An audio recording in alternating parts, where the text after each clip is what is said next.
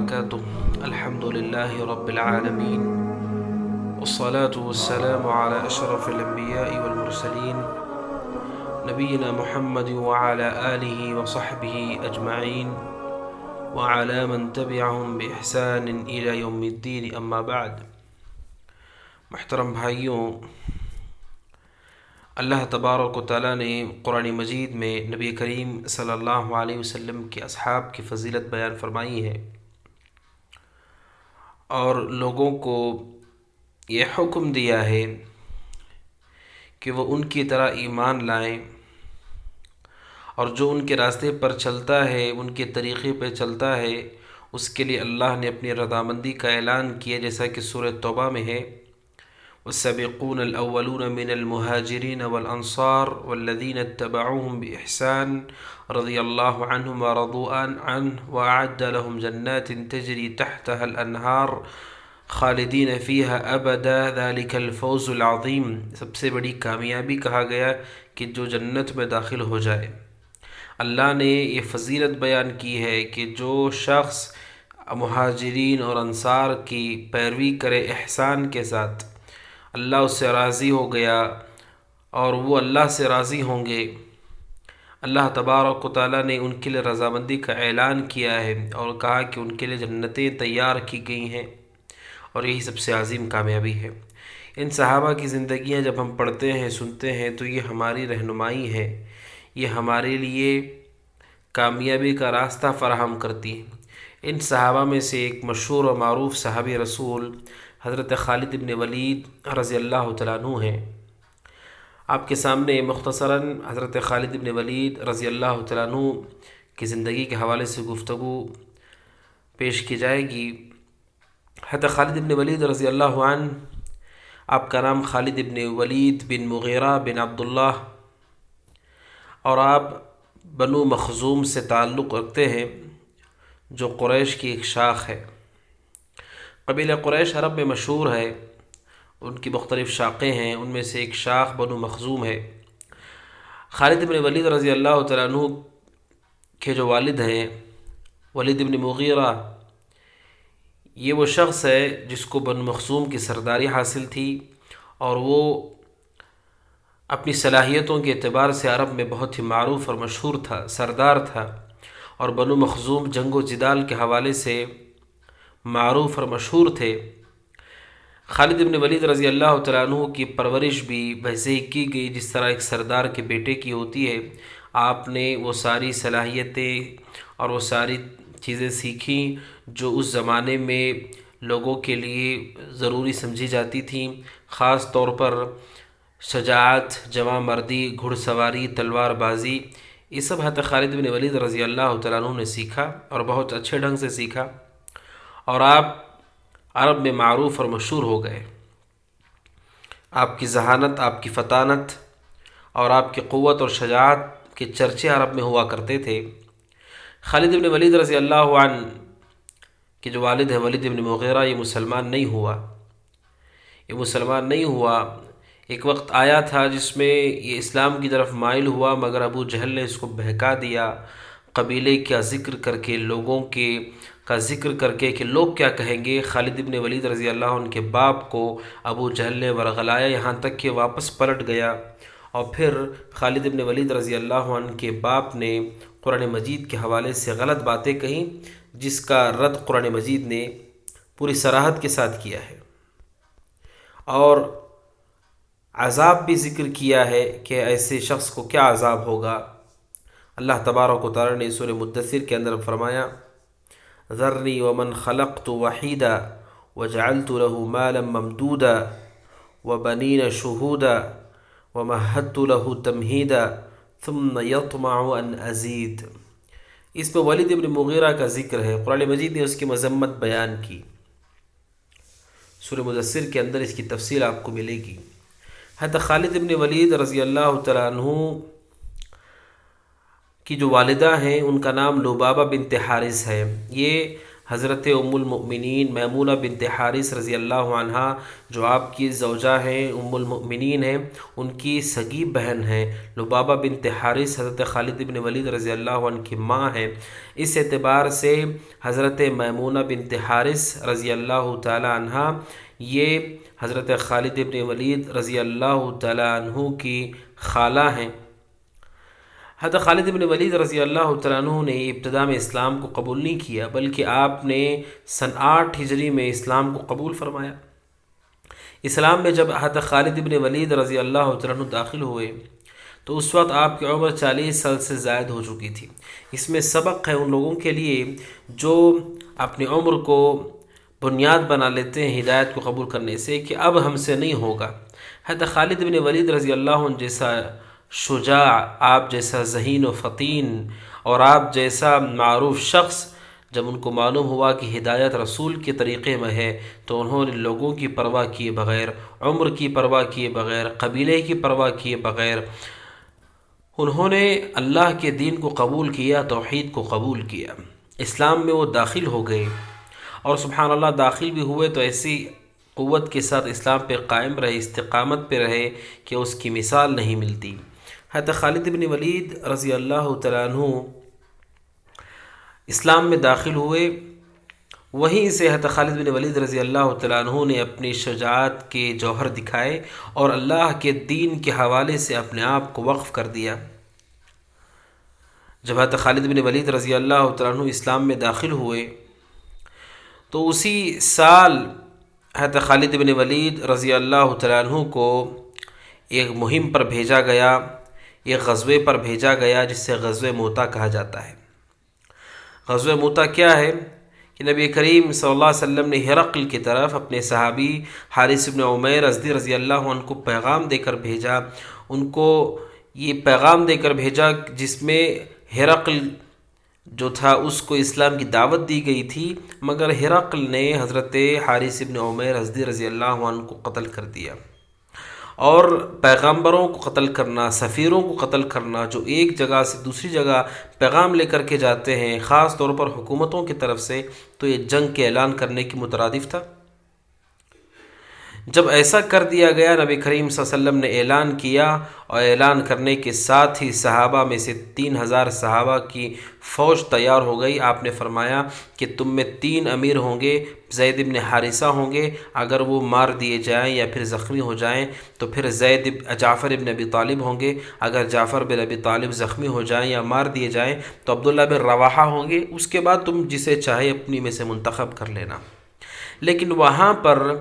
جب روم کے بادشاہ کو معلوم ہوا کہ 3000 کی فوج ہے جو آ رہی ہے، تو اس نے ان کے مقابلے میں دگنی بلکہ اس سے کئی زیادہ تعداد میں فوج کو تیار کر دیا مقابلے کے لیے، جو پوری صلاحیت کے ساتھ اور پوری تیاری کے ساتھ آئے تھے۔ اور جب معرکہ شروع ہوا، معرکے میں حضرت زید کو قتل کر دیا گیا، شہید کر دیا گیا، حضرت جعفر کو شہید کر دیا گیا، حضرت عبداللہ بن رواحہ کو شہید کر دیا گیا، اور اللہ کے نبی صلی اللہ علیہ وسلم مدینہ میں ہوتے ہوئے آپ کو وحی سے بتایا جا رہا تھا، آپ صحابہ سے کہہ رہے تھے کہ ابھی زید کو مار دیا گیا، جھنڈے کو جعفر نے لیا ہے، جعفر کو شہید کر دیا گیا، جھنڈے کو عبداللہ بن رواحہ نے لیا ہے۔ آپ مدینہ میں بیٹھ کر کے بتا رہے تھے صحابہ کو، جبکہ یہ جنگ جو ہو رہی تھی وہ مدینہ سے کوسوں دور ہو رہی تھی، ملک شام کی طرف ہو رہی تھی، لیکن اللہ کے نبی صلی اللہ علیہ وسلم کو یہ اللہ کی طرف سے بتایا جا رہا تھا۔ اللہ کے نبی جب خبر دے رہے تھے، وہیں اسی درمیان جب تینوں امراء کو قتل کر دیا گیا، شہید کر دیا گیا، اور آپ کی نصیحت یہ تھی کہ اگر تینوں کو قتل کر دیا جائے تم آپس میں مشورہ کرو اور مشورہ کر کے کسی ایک کو اپنا امیر طے کر لو۔ لہٰذا صحابہ نے مشورے سے حضرت خالد بن ولید کو طے کیا کہ یہ ہمارے امیر ہوں گے، یہ ہمارے کمانڈر ہوں گے۔ اس موقع پر نبی کریم صلی اللہ علیہ وسلم نے فرمایا ثم اخذ الرایۃ سیف من سیوف اللہ، آپ نے فرمایا کہ ابھی جھنڈے کو اللہ کی تلواروں میں سے ایک تلوار یعنی خالد بن ولید نے لیا ہے۔ سبحان اللہ، یعنی آپ نے خود آپ کو یہ لقب دیا، خالد بن ولید کو لقب دیا کہ وہ سیف من سیوف اللہ ہے، اللہ کی تلواروں میں سے ایک تلوار ہے۔ یہ بہت بڑا اعزاز ہے جو خالد بن ولید کو دیا گیا، اور آپ نے پوری دوراندیشی کے ساتھ صحابہ کو محفوظ طریقے سے مدینہ پہنچایا۔ لشکر روم، جو روم کا بادشاہ تھا، اس نے جو فوج تیار کی تھی ان کی تعداد بہت زیادہ تھی۔ بعض روایات میں ہے کہ یہ تقریباً 1,00,000 لوگ فوج میں تھے اس کی، اور وہ پوری تیاری کے ساتھ موجود تھے۔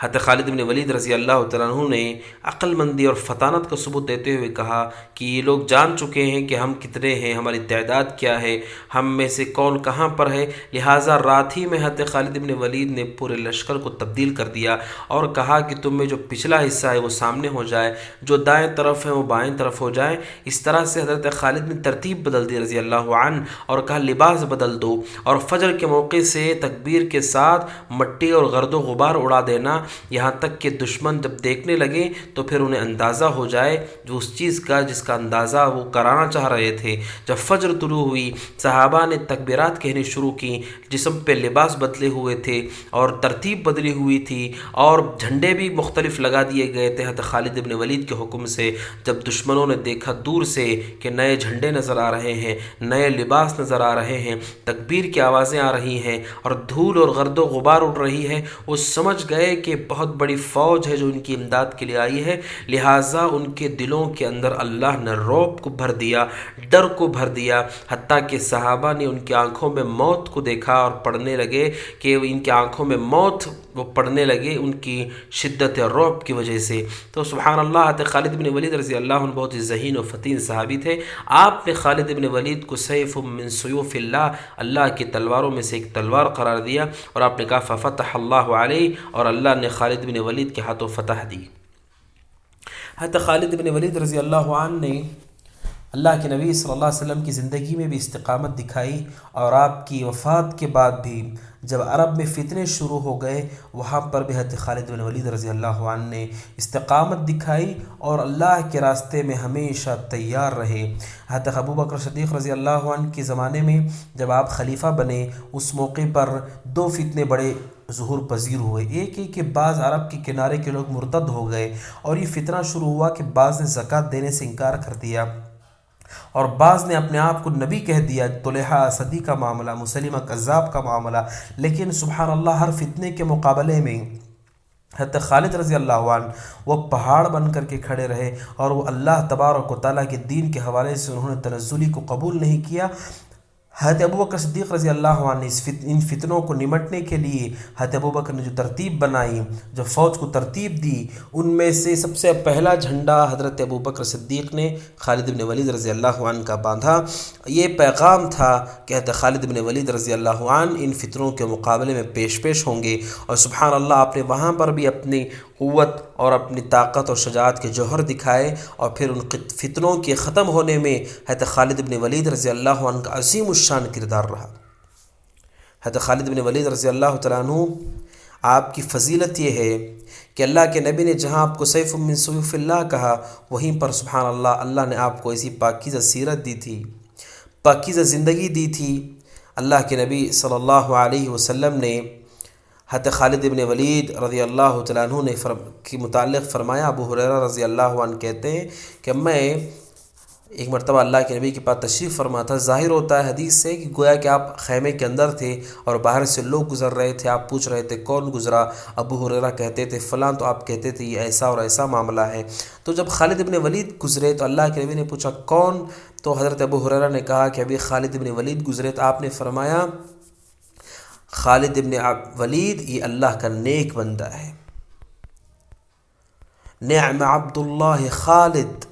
سنن ترمذی کی حدیث ہے، نبی کریم صلی اللہ علیہ وسلم نے فرمایا نعم عبداللہ خالد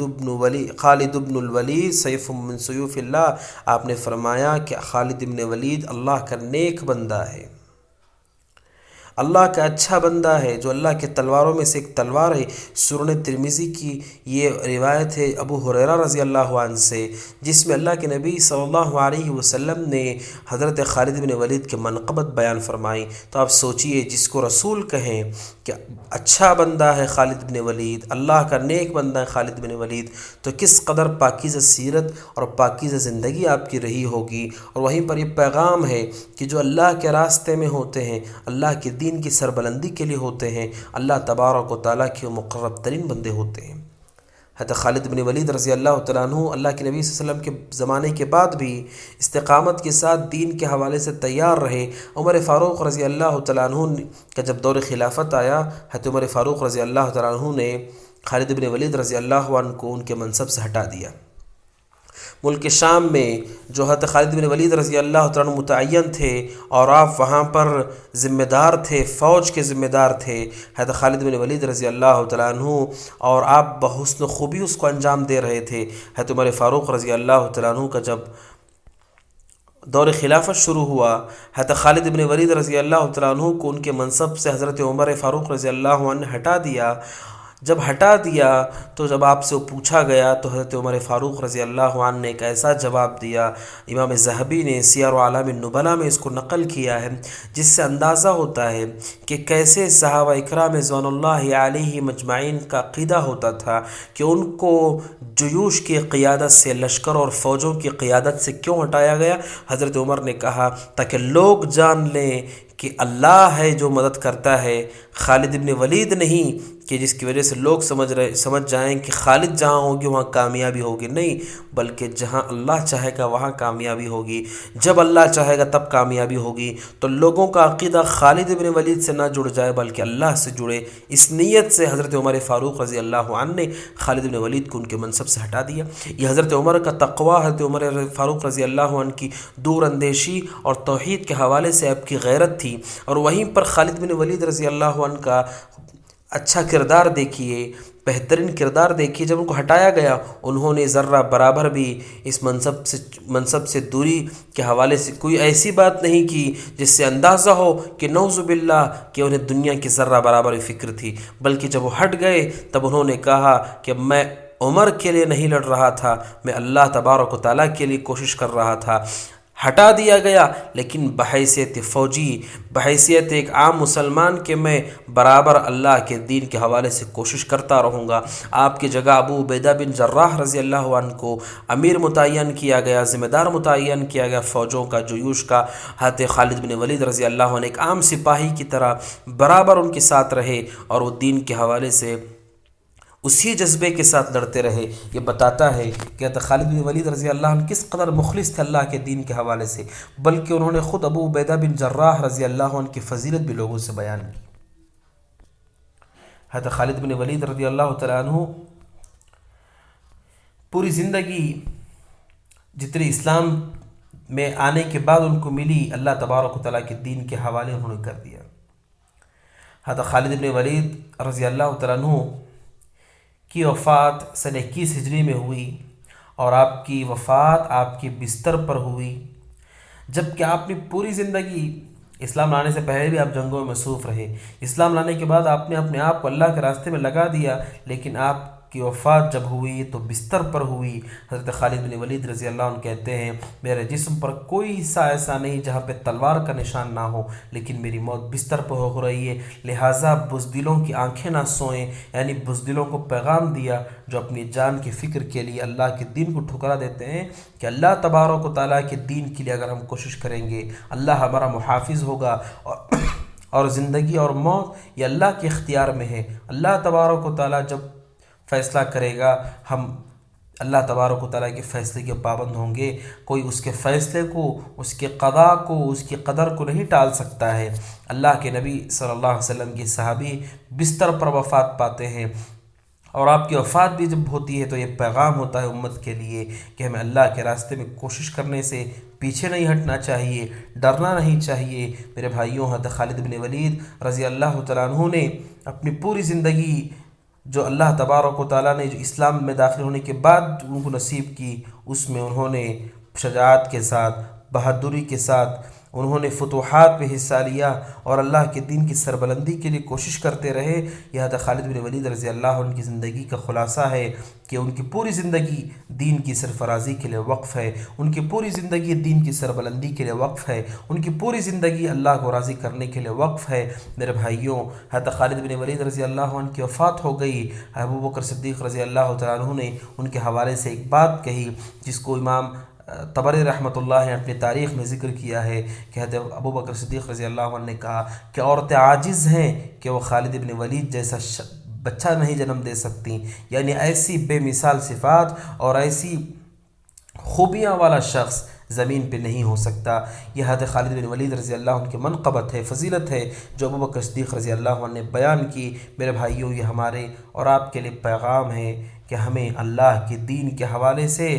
کس قدر محنت کرنی ہے۔ وجاہدوا فی اللہ حق جہاد، اللہ کے راستے میں جو کوشش کرنا ہے اس کا حق ادا کرو، اللہ تبارک و تعالیٰ کے دین کے لیے کوشش کرو، یہ ہمارا ذمہ ہے۔ حضرت خالد بن ولید رضی اللہ عنہ کی زندگی سے ہمیں یہ پیغام ملتا ہے کہ جو اللہ کے لیے خالص ہوگا، اللہ تبارک و تعالیٰ کے دین کے حوالے سے مخلص ہوگا، اللہ تبارک و تعالیٰ اسے اپنے دین کے حوالے سے اللہ تبارک و تعالیٰ توفیق دیں گی خدمت کی، اللہ اسے دین کے کاموں میں استعمال فرمائیں گے، اللہ تبارک و تعالیٰ اس کے ذریعے سے دین کی سرفرازی کا کام لیں گے۔ جو اللہ کے ساتھ خالص ہوگا، مخلص، اللہ کے لیے مخلص ہوگا، اللہ کی رضا کے لیے وہ کام کر رہا ہوگا، کام کرنے کی نیت رکھتا ہوگا۔ حضرت خالد رضی اللہ عنہ، انہوں نے نیت کی اللہ کے دین کی سربلندی کی، اللہ نے ان کو اسلام لانے کے بعد پوری زندگی اسلام کی خدمت میں حضرت خالد بن ولید رضی اللہ عنہ کو استعمال فرمایا۔ اللہ تبارک و تعالیٰ نے انہیں وہ مواقع دیے جس میں انہوں نے اللہ کے دین کی خدمت کی۔ حضرت خالد بن ولید رضی اللہ عنہ کی زندگی سے یہ پیغام ہمیں ملتا ہے کہ زندگی اللہ کی دی ہوئی امانت ہے، اس امانت کا حق اس وقت ادا ہو سکتا ہے جب ہم اس زندگی کے دینے والے کی دین کی کوششوں میں، اس کی دین کی نشر و اشاعت میں، سیکھنے میں، سکھانے میں، سمجھنے اور سمجھانے میں اور پہنچانے میں کوششیں کرتے رہے۔ حضرت خالد بن ولید رضی اللہ عنہ کی زندگی سے یہ پیغام ملتا ہے کہ ہمیں ہر حالت میں صبر و استقامت کے ساتھ دین پر قائم رہنا چاہیے، چاہے وہ خوشگواری کے حالات ہوں، چاہے وہ فتنے کے حالات ہوں، چاہے موافق حالات ہوں، چاہے ناموافق حالات ہوں۔ اللہ کے نبی کی زندگی میں بھی وہ اللہ کے دین کے حوالے سے کوشش کرتے رہے، محنت کرتے رہے، اور اللہ کے نبی صلی اللہ علیہ وسلم کی وفات کے بعد بھی وہ اللہ کے دین پر قائم رہے، کوشش کرتے رہے، جبکہ ابوبکر صدیق رضی اللہ عنہ کے زمانے میں بہت سارے فتنے ظہور پذیر ہوئے۔ اس سے پیغام ملتا ہے ہر حال میں اللہ کے دین پر ہمیں قائم رہنا چاہیے، کشادگی ہو کہ تنگی ہو، اللہ کے دین پر قائم رہنا چاہیے۔